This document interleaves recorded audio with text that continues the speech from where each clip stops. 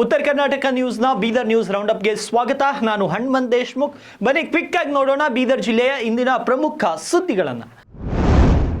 ಇನ್ನು ಬೀದರ್ ಜಿಲ್ಲಾ ಕಾಂಗ್ರೆಸ್ನಲ್ಲಿನ ಭಿನ್ನಮತ ಇನ್ನೂ ಮುಗ್ದಂತೆ ಕಾಣುತ್ತಿಲ್ಲ. ಬೀದರ್ನ ಅತೃಪ್ತ ಕೈ ನಾಯಕರು ಇಂದು ಬೆಂಗಳೂರಿನಲ್ಲಿ ಸಿಎಂ ಡಿಕೆ ಶಿವಕುಮಾರ್ ಅವರನ್ನ ಭೇಟಿ ಮಾಡಿದ್ದಾರೆ.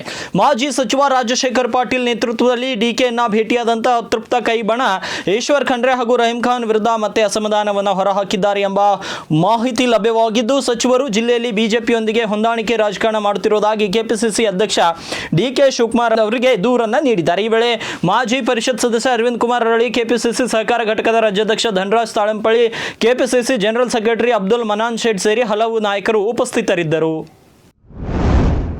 ಗ್ಯಾರಂಟಿ ಯೋಜನೆಗೆ ಎಸ್ಸಿಪಿ ಮತ್ತು ಟಿಎಸ್ಪಿ ಹಣ ಬಳಕೆ ವಿಚಾರವಾಗಿ ಬೀದರ್ನಲ್ಲಿ ಪರಿಷತ್ ವಿಪಕ್ಷ ನಾಯಕ ಛಲವಾದಿ ನಾರಾಯಣಸ್ವಾಮಿ ಪ್ರತಿಕ್ರಿಯೆಯನ್ನು ನೀಡಿದ್ದಾರೆ.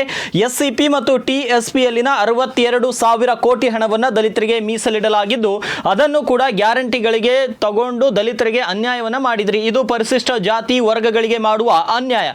ಪಾಪ ಆ ಜನರಿಗೆ ಅರ್ಥವಾಗುತ್ತಿಲ್ಲ. ಕಾಂಗ್ರೆಸ್ನಲ್ಲಿರುವ ಮುಖಂಡರು ಬಾಯಿ ಮುಚ್ಚಿ ಕೂತಿದ್ದಾರೆ. ಎಲ್ಲರೂ ಸೇರಿ ದಲಿತ ಲೀಡರ್ಗಳನ್ನ ಕೈಕಟ್ಟ ಬಾಯಿ ಮುಚ್ಚ ಅಂತ ಕೂರಿಸಿದ್ದಾರೆ ಎಂದು ಛಲವಾದಿ ನಾರಾಯಣಸ್ವಾಮಿ ಕಾಂಗ್ರೆಸ್ ಸರ್ಕಾರದ ವಿರುದ್ಧ ಕಿಡಿಕಾರಿದ್ದಾರೆ.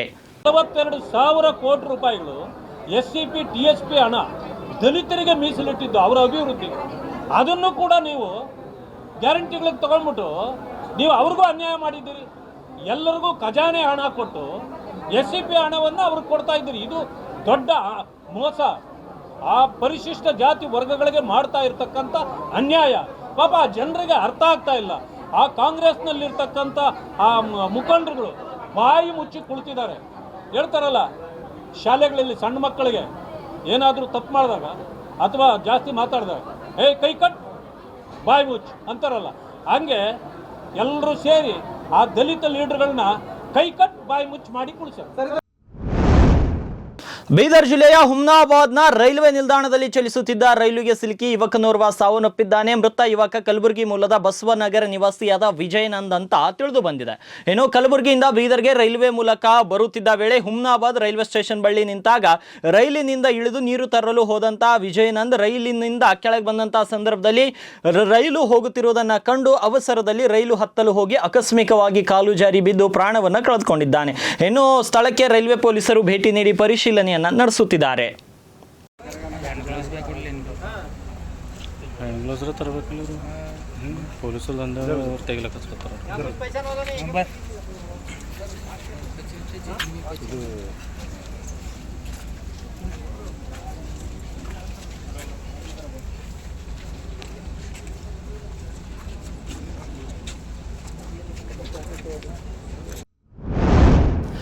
ರಾಜೀವ್ ಗಾಂಧಿ ವಸತಿ ನಿಗಮದಲ್ಲಿ ಅವ್ಯವಹಾರದ ಆರೋಪ ಕೇಳಿ ಬಂದ ಹಿನ್ನೆಲೆ ಸಚಿವ ಜಮೀರ್ ಅಹಮದ್ ಖಾನ್ ರಾಜೀನಾಮೆಗೆ ಒತ್ತಾಯಿಸಿ ವಿಧಾನ ಪರಿಷತ್ ವಿಪಕ್ಷ ನಾಯಕ ಛಲವಾದಿ ನಾರಾಯಣಸ್ವಾಮಿ ನೇತೃತ್ವದಲ್ಲಿ ಇಂದು ಬೀದರ್ ನಗರದಲ್ಲಿ ಬೃಹತ್ ಪ್ರತಿಭಟನಾ ಮೆರವಣಿಗೆಯನ್ನು ಹಮ್ಮಿಕೊಳ್ಳಲಾಯಿತು. BR ಪಾಟೀಲ್ ಅವರ ಆಡಿಯೋ ಬಗ್ಗೆ ನ್ಯಾಯಾಂಗ ತನಿಖೆ ಆಗಬೇಕು ಮತ್ತು ಸಚಿವ ಜಮೀರ್ ಅಹಮದ್ ಖಾನ್ ರಾಜೀನಾಮೆ ನೀಡಲು ಒತ್ತಾಯಿಸಿ ನಗರದ ಮೈಲೂರು ಕ್ರಾಸ್ನಿಂದ ತಾಲೂಕ್ ಪಂಚಾಯತ್ ಕಚೇರಿಯವರೆಗೆ ಪ್ರತಿಭಟನಾ ಮೆರವಣಿಗೆ ಮೂಲಕ ತೆರಳಿ ಬೀದರ್ ತಾಲೂಕು ಪಂಚಾಯತ್ ಕಚೇರಿ ಮುತ್ತಿಗೆ ಹಾಕಲು ಯತ್ನಿಸಲಾಯಿತು. ಈ ವೇಳೆ ಮಳೆ ಬರುತ್ತಿದ್ದರೂ ಕೂಡ ವಿಪಕ್ಷ ನಾಯಕ ನಾರಾಯಣಸ್ವಾಮಿ ಅವರು ಮಳೆಯಲ್ಲಿಯೇ ಕಾರ್ಯಕರ್ತರೊಂದಿಗೆ ಹೆಜ್ಜೆ ಹಾಕಿದ್ದಾರೆ.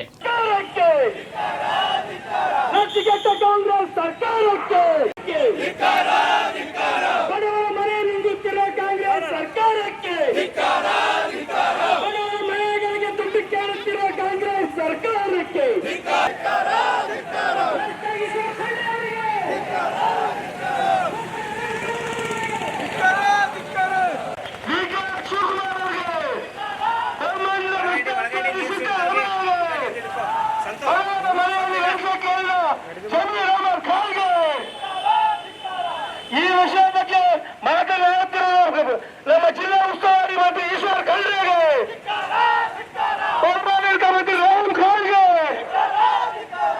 ಭಾರತ್ ಮಾತಾ ಕಿ ಭಾರತೀಯ ಜನತಾ. ಇಂದು ಬೆಳ್ಳಂಬೆಳಗ್ಗೆ ಬೀದರ್ ನಗರದಲ್ಲಿ ಲೋಕ ಅಧಿಕಾರಿಗಳು ಶಾಕ್ ನೀಡಿದ್ದು, ಬೀದರ್ ನಗರಸಭೆ ಕಮಿಷನರ್ ಮನೆ ಹಾಗೂ ಕಚೇರಿಯ ಮೇಲೆ ಲೋಕ ಅಧಿಕಾರಿಗಳು ಪರಿಶೀಲನೆಯನ್ನು ನಡೆಸಿದ್ದಾರೆ. ನಗರಸಭೆ ಕಮಿಷನರ್ ಶಿವರಾಜ್ ರಾಥೋಡ್ ಅವರ ಜನವಾಡ ರಸ್ತೆಯಲ್ಲಿರುವಂತಹ ಕ್ವಾರ್ಟರ್ಸ್ ಹಾಗೂ ಕಚೇರಿಯ ಮೇಲೆ ಲೋಕಾಯುಕ್ತ ಡಿಎಸ್ಪಿ ಹನುಮಂತ ರಾಯ್ ನೇತೃತ್ವದಲ್ಲಿ ಪರಿಶೀಲನೆಯನ್ನ ನಡೆಸಿದ್ದಾರೆ. ಬೀದರ್ನಲ್ಲಿ ಕಾಂಗ್ರೆಸ್ ವಿರುದ್ಧ ವಿಧಾನ ಪರಿಷತ್ ವಿಪಕ್ಷ ನಾಯಕ ಛಲವಾದಿ ನಾರಾಯಣಸ್ವಾಮಿ ವಾಗ್ದಾಳಿಯನ್ನ ನಡೆಸಿದ್ದಾರೆ. ಕಾಂಗ್ರೆಸ್ನಲ್ಲಿ ಗಂಡು ಮಕ್ಕಳು ಇದ್ದಿದ್ದಿಲ್ಲ ಅನ್ಕೊಂಡಿದ್ದೆ, ಆದರೆ BR ಪಾಟೀಲ್ ಅವರಂತಹ ಗಂಡು ಮಕ್ಕಳು ಇದ್ದಾರೆ ಅನ್ನೋದು ಗೊತ್ತಾಯಿತು. ಕಾಂಗ್ರೆಸ್ನ ಭ್ರಷ್ಟರು ಅವರ ವಿರುದ್ಧ ತಿರುಗಿ ಬಿದ್ದಿದ್ದಾರೆ. ಸತ್ಯ ಮಾತನಾಡುವವರಿಗೆ ಕಾಂಗ್ರೆಸ್ನಲ್ಲಿ ಜಾಗವಿಲ್ಲ. ಮುಖ್ಯಮಂತ್ರಿಗಳೇ ಭ್ರಷ್ಟಾಚಾರದ ಪಾಲುದಾರರಾಗಿದ್ದಾರೆ. ಈ ವಿಚಾರವಾಗಿ ನಾನು BR ಪಾಟೀಲ್ ಅವರನ್ನ ಅಭಿನಂದಿಸುತ್ತೇನೆ ಎಂದಿದ್ದಾರೆ. ಜಾರ್ಜ್ ಅವರು ಹೇಳ್ತಾರೆ, ಗ್ಯಾರಂಟಿ ಏನು ತಿಂಗಳ ಕೊಡಕ್ಕೆ ಅದೇನು ಸಂಬಳನ ಅಂತಾರೆ. ಅಂದರೆ ನೀವು ಯಾವಾಗ ಕೊಡೋದು ಯಾವಾಗ? ಆಮೇಲೆ ಗ್ಯಾರಂಟಿ ಇಷ್ಟ ಬಂದಾಗ ನಾವು ಕೊಡ್ತೀವಿ ಅಂತಾರೆ. ಆಮೇಲೆ ಏನು ಗಿಡದಿಂದ ಬಿಡಿಸ್ಕೊಂಬರಲ್ಲ, ನೀವೇ ಕಟ್ಟೋ ದುಡ್ಡಲ್ಲೇ ವಾಪಸ್ ಕೊಡೋದು ಅಂತಾರೆ. ಇದಕ್ಕೆ ಯಾಕೆ ಮಾಡಬೇಕಾಗಿತ್ತು? ಇದೊಂದು ರೀತಿ ಏನು ಹೇಳ್ತಾರೆ, ನಾಮರ್ಧ ಕೆಲಸ ಅಂತಾರೆ ಇದನ್ನು. ಇನ್ನು ವಿವಿಧ ಬೇಡಿಕೆಗಳ ಈಡೇರಿಕೆಗೆ ಆಗ್ರಹಿಸಿ ಕರ್ನಾಟಕ ರಾಜ್ಯ ಅಂಗನವಾಡಿ ಕಾರ್ಯಕರ್ತರ ಮತ್ತು ಸಹಾಯಕಿಯರ ಸ್ವತಂತ್ರ ಸಂಘಟನೆಯ ಜಿಲ್ಲಾ ಘಟಕದ ವತಿಯಿಂದ ವಿವಿಧ ಬೇಡಿಕೆ ಈಡೇರಿಕೆಗೆ ಒತ್ತಾಯಿಸಿ ಬೀದರ್ನ ಜಿಲ್ಲಾ ಉಸ್ತುವಾರಿ ಕಚೇರಿಯ ಮುಂಭಾಗದಲ್ಲಿ ಅಹೋರಾತ್ರಿ ಧರಣಿ ಸತ್ಯಾಗ್ರಹವನ್ನು ಹಮ್ಮಿಕೊಳ್ಳಲಾಗಿದೆ. ಈ ವೇಳೆ ಉತ್ತರ ಕರ್ನಾಟಕ ಸುದ್ದಿವಾಹಿನಿಯೊಂದಿಗೆ ಮಾತನಾಡಿದ ಕರ್ನಾಟಕ ರಾಜ್ಯ ಅಂಗನವಾಡಿ ಕಾರ್ಯಕರ್ತರ ಮತ್ತು ಸಹಾಯಕಿಯರ ಸ್ವತಂತ್ರ ಸಂಘಟನೆಯ ಜಿಲ್ಲಾಧ್ಯಕ್ಷೆ ಲಕ್ಷ್ಮೀ ದಂಡಿ, ರಾಜ್ಯದಾದ್ಯಂತ ಅಂಗನವಾಡಿ ಕೇಂದ್ರಗಳಲ್ಲಿ ನೀಡಿರುವ ಮೊಬೈಲ್ ಕಳಪೆ ಮಟ್ಟದಾಗಿದ್ದು ನೆಟ್ವರ್ಕ್ ಸಮಸ್ಯೆ ಆಗುತ್ತದೆ. ಅದೇ ರೀತಿ 8ನೇ 9ನೇ ತರಗತಿ ಉತ್ತೀರ್ಣರಾದಂಥ ಅಂಗನವಾಡಿ ಕಾರ್ಯಕರ್ತರಿಗೆ ಫೋಟೋ ಕ್ಯಾಪ್ಚರ್ ಮಾಡಲು ಸಮಸ್ಯೆ ಆಗ್ತದೆ. ಅದರಿಂದ FRS ಫೋಟೋ ಕ್ಯಾಪ್ಚರ್ ಕೈ ಬಿಡಬೇಕು ಮತ್ತು ಅಂಗನವಾಡಿಗಳಲ್ಲಿ ಗುಣಮಟ್ಟದ ಆಹಾರ ಪದಾರ್ಥಗಳನ್ನು ಒದಗಿಸಬೇಕು ಅಂತ ಒತ್ತಾಯಿಸಿದ್ದಾರೆ. ಇವತ್ತು ನಾವೆಲ್ಲ ಅಂಗನವಾಡಿ ವರ್ಕರ್ಗಳು ಇಲ್ಲಿ ಯಾಕೆ ಕುಂತಿದ್ದೇವೆ ಅಂದ್ರೆ, ನಮ್ಮ ಮೊಬೈಲ್ದಲ್ಲಿ ಫೋಟೋ ಕ್ಯಾಪ್ಚರ್ ಮಾಡಂತೇಳಿ ಕೇಂದ್ರ ಸರ್ಕಾರದವರು ಆದೇಶ ಮಾಡ್ಯಾರ. ಅದಕ್ಕೋಸ್ಕರ ನಮಗೆ ಫೋಟೋ ಕ್ಯಾಪ್ಚರ್ ಆಗ್ತಾನೇ ಇಲ್ಲ. ನೆಟ್ವರ್ಕ್ ಬರಲ್ಲ ಹೊಂಟವ, ಮೊಬೈಲ್ ಎಲ್ಲ ಖರಾಬ್ ಇದ್ದೀನವ, ಅವು ಹೆಂಗೆ ಆಗ್ತಾನವ, ಹಿಂಗೆ ಹೆಂಗೆ ಆಗ್ತಾವಂತ ನಾವು ಅಧಿಕಾರಿಗಳಿಗೆ ಹೇಳಿದಾಗ, ನಿಮ್ಮ ಗಂಡದರ ಮೊಬೈಲ್ ತಗೋರಿ, ನಿಮ್ಮ ಮಕ್ಕಳ ಮೊಬೈಲ್ ತಗೋರಿ ಅಂತ ಹೇಳ್ತಾರೆ. ಈಗ ನೆಟ್ವರ್ಕ್ ಬಂದಿಲ್ಲ ಮೇಡಮ್ ಅಂದ್ರೆ ಮುಂಜಾನೆ 7 ಗಂಟೆಗೆ ಹೋಗಂತಾರೆ ಅವರು. 7 ಗಂಟೆಗೆ ಹೋದಾಗ ಅವರು ನಮ್ಗೆ OTP ಹೇಳ್ರಿ ಅಂದ್ರೆ OTP ಹೇಳಲೇವು ನಾವು, ನಮ್ಮ ರೊಕ್ಕ ಎಲ್ಲ ನಡೆದವ ಅಂತೇಳಿ ಫಲಾನುಭವಿಗಳು ಪೇರೆಂಟ್ಸ್ಗಳು ಅಂದು ನಮಗೆ ಭಾಳ ಕಷ್ಟ ಕೊಡ್ಲತ್ತಾರ. ಕೂಡಲೇ ನಮ್ಮದು ಫೋಟೋ ಕ್ಯಾಪ್ಚರ್ ತೆಗೆದುಹಾಕಬೇಕು. ನಮ್ಮ ಅಂಗನವಾಡಿ ಕೇಂದ್ರಕ್ಕೆ ಬರುವಂಥ ಎಲ್ಲ ಕಳಪೆ ಮಟ್ಟದ ಆಹಾರ ಆಗಿದೆ, ಗುಣಮಟ್ಟದ ಆಹಾರ ಬೇಕು. ಸ್ಥಳೀಯದ ನಮ್ಮ ಜಿಲ್ಲೆಯಲ್ಲಿ ಯಾವ್ದು ಮಕ್ಕಳು ಬಯಸ್ತಾರೋ ಅದು ಕೊಡಬೇಕು. ಬೈದರ್ ಜಿಲ್ಲೆಯ ಔರಾದ್ ತಾಲೂಕಿನ ಸುಂದಳ ಗ್ರಾಮದ ಹತ್ತಿರ ಕಲ್ಯಾಣ ಕರ್ನಾಟಕ ಸಾರಿಗೆ ಸೇರಿದ ಬಸ್ ಹಾಗೂ ಖಾಸಗಿ ಕಾರಿನ ನಡುವೆ ಅಪಘಾತ ಸಂಭವಿಸಿದ್ದು ಪ್ರಯಾಣಿಕರು ಪ್ರಾಣಾಪಾಯದಿಂದ ಪಾರಾಗಿದ್ದಾರೆ. ಔರಾದ್ ಮತ್ತು ನೆರೆಯ ತೆಲಂಗಾಣದ ಬಿಚ್ಕುಂದದ ನಡುವೆ ಸಂಚಾರ ಮಾಡುತ್ತಿದ್ದ ಔರಾದ್ ಘಟಕದ ಬಸ್ ಇದಾಗಿದ್ದು, ಬಿಚ್ಕುಂದದಿಂದ ಔರಾದ್ಗೆ ಮರಳುವ ಸಮಯದಲ್ಲಿ ಈ ಘಟನೆ ಸಂಭವಿಸಿದ್ದು ಯಾವುದೇ ಪ್ರಾಣಹಾನಿ ಸಂಭವಿಸಿಲ್ಲ ಅಂತ ಘಟಕ ವ್ಯವಸ್ಥಾಪಕರು ಮಾಹಿತಿಯನ್ನು ನೀಡಿದ್ದಾರೆ. ಇನ್ನು ಘಟನಾ ಸ್ಥಳಕ್ಕೆ ಚಿಂತಾಕಿ ಪೊಲೀಸ್ ಠಾಣೆಯ PSI ಸಿದ್ದಲಿಂಗಯ್ಯ ಭೇಟಿ ನೀಡಿ ಪರಿಶೀಲನೆಯನ್ನು ನಡೆಸಿದ್ದಾರೆ. ಏನು ತಪ್ಪಿಲ್ಲ ನೋಡ್ರಿ. ಹೋಯ್ತು ಹೊಡಿ.